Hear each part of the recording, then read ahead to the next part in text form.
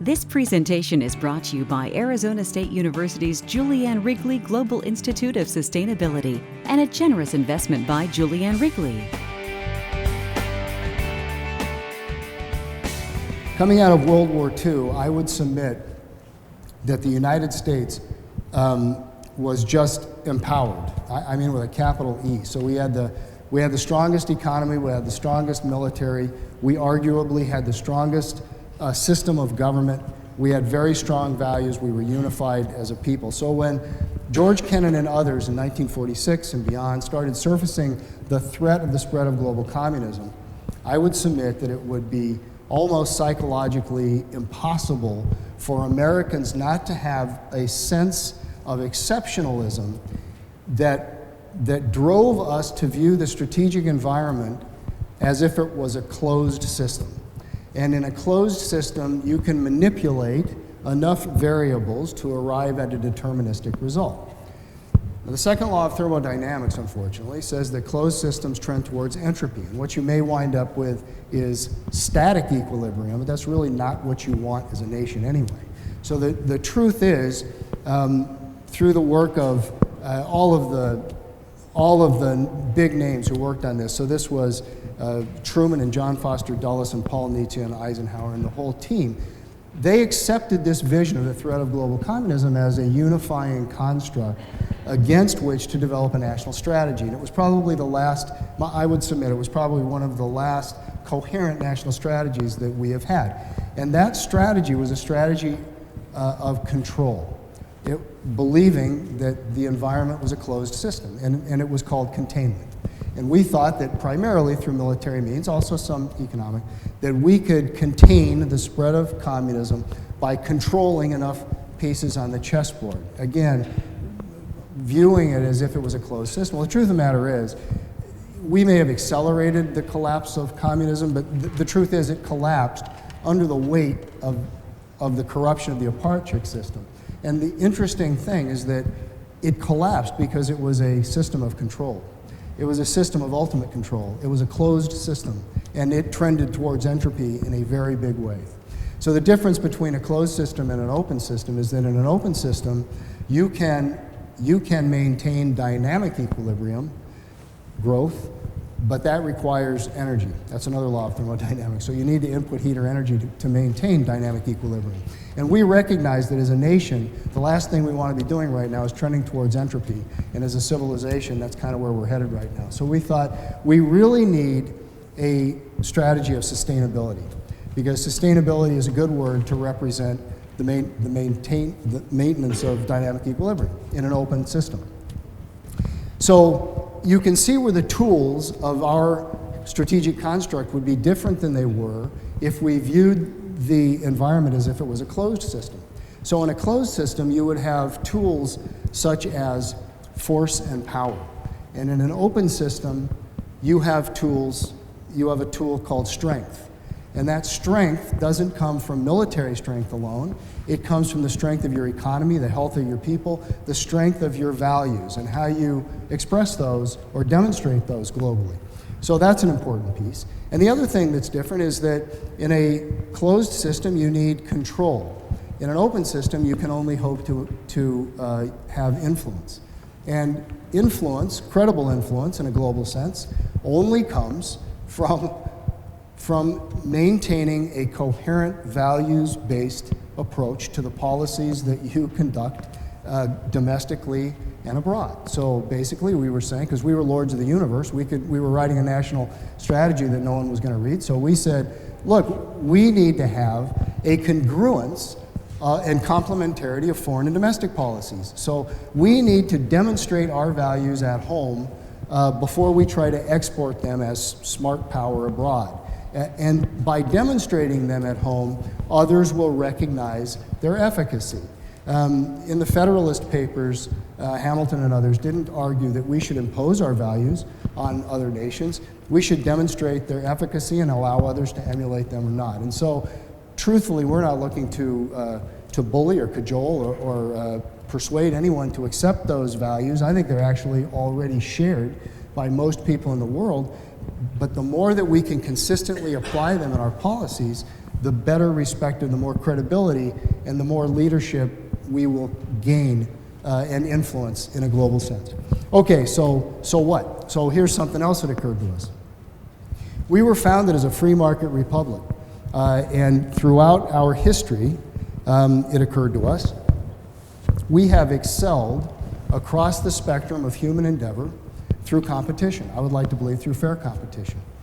So this is in every discipline that we can name, every discipline represented in this room. So this is medicine, science, literature, poetry, sports, art, mathematics, everything. We have excelled in innovation and entrepreneurialism. We have excelled across the spectrum of human endeavor. And yet in the last 20 years or so, as a nation, it struck us that we have become competition averse.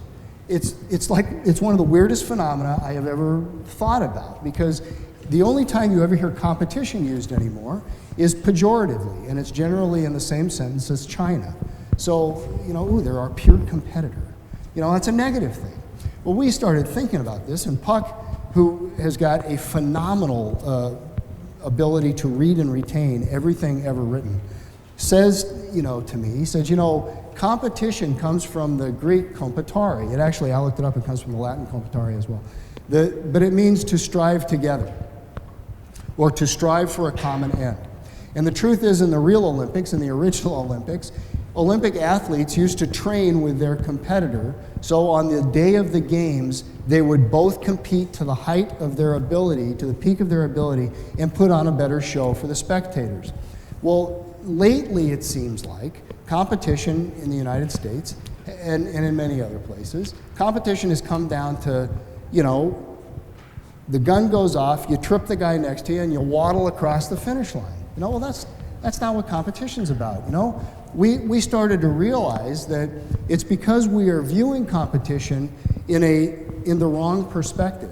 When we talk about competition, it is the concept of having multiple winners, not a single winner and multiple losers. And if you think about it that way, you go back to the comment I made earlier, which is there is strength in interdependence, and there are possibilities to find converging interests. This is true in our markets, it's true in a security sense, it's true in a lot of different ways. But I truthfully think that's fundamental to what our strategic approach needs to be. So we said we need to reinvigorate our competitiveness. We need to reinvigorate confidence in ourselves to compete nationally. Well, let me tell you, ladies and gentlemen, that's pretty tough to do when you're 25th in math, 23rd in science, and 14th in reading literacy or reading comprehension. There's something wrong there. It's pretty hard to maintain an aura or a legacy of innovation dominance when those figures are staring you in the face. So we decided that what we needed to do, because we're lords of the universe, when we decided what we needed to do was completely reprioritize all of our resources nationally and provide 3 prioritized resources that America should focus our resources on. And the first was education, because the only way you're going to reinvigorate your competitiveness internationally is through education. And we have just about the most broken system of education in the world today, I would maintain. I'm saying, I told you these are my views only, they do not express the official opinion of the United States government or government policy, Department of Defense, Department of Navy, or anybody else. They're me, okay? So what I'm saying is, we spend more money on education than any country in the world, and we're 25th in math, 23 in science, 14 in reading. Something's wrong. It says to me that the model that we designed at the time when 60% of Americans lived on farms and gave our kids 3 months off during the summer and has them go to school state by state on an average of 180 days a year, when China goes to school 240 days a year and many Asian and European nations go to school 220 days a year, it tells me that we have dug a hole for ourselves and we are unwilling to look at models that might take the money we're already spending and use it in a more effective way. All I'm saying is, it seems to me like it's worth exploring. The second priority was security. And you're thinking, I knew it. I knew it. He's a baby-killing military guy. He's going to come back to security. No, I'm going to go back to my definition, which actually, again, I hate to say this, comes from the old Catholic liturgy, which is freedom from anxiety. So my sense is this, that security doesn't belong to any one department of the government any more than it belongs to the government itself. Security, as I said, is not just freedom from attack, but it's economic security and health security and the security of our values and the security and freedom of expression, whatever that is. Those are all things that are very important, but they don't belong to any piece of the government or the government itself. They belong to all of us. They belong to us as citizens. And we need to be responsible for that and start to step up a little bit and make sure that we're functionally addressing security and not trying to address it organizationally. The third thing was the access to and the development of and the access to renewable resources.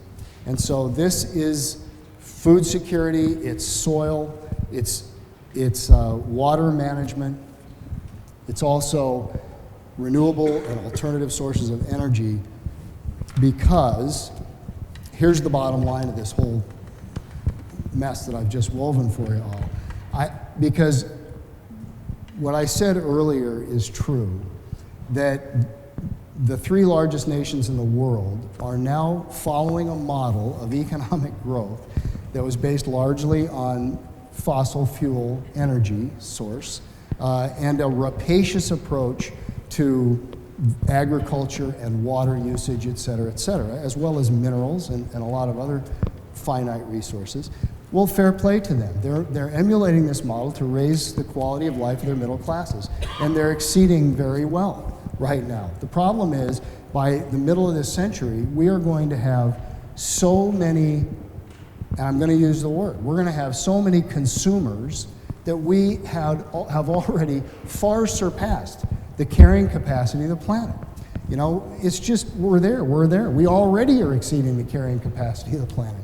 So my sense is that this whole idea of sustainability as a strategy is just an enormous opportunity for Americans with vision, because this is something that we can take a leadership role in. We can demonstrate that we recognize the evolutionary shortfalls of the models that were developed a half century ago, and we recognize that there needs to be a new path to prosperity, growth, and security in the future, and that the entire world will benefit from that, but we can take a leadership role. And I would submit, if we don't take a leadership role, who is?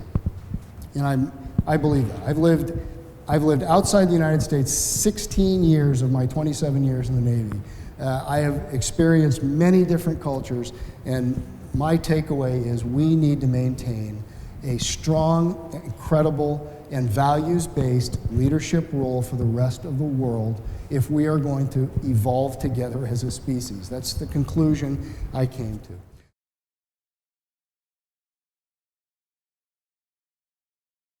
This presentation is brought to you by Arizona State University's Julianne Wrigley Global Institute of Sustainability for educational and non-commercial use only.